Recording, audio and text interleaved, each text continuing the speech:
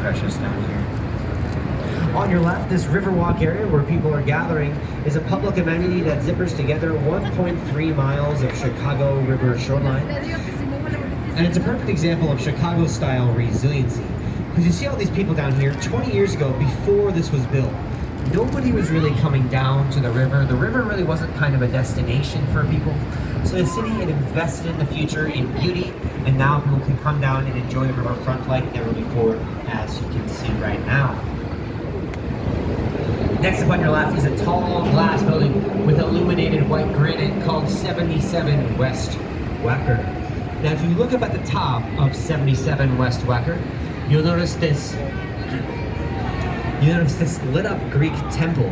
So this is a style of architecture called neoclassical. You take this classical design, like the Parthenon in this case, and you update it using the modern materials of glass and steel. Now the architect of this building, he's a man named Ricardo Bofill, one of the few international architects that we have in the river. He's from Barcelona, Spain.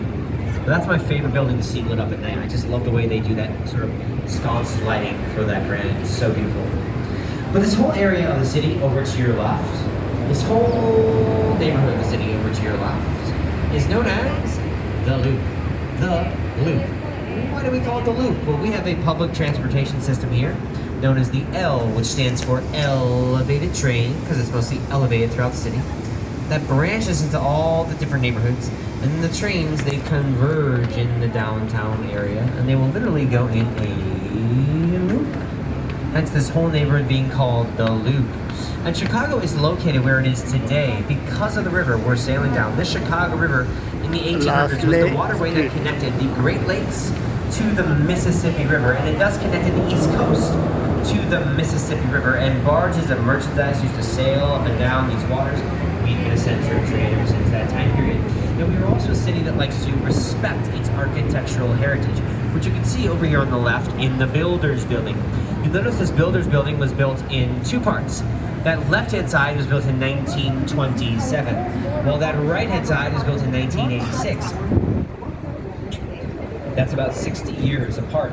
But you notice they're in this very similar style because they made that new part of the building to complement the historical section.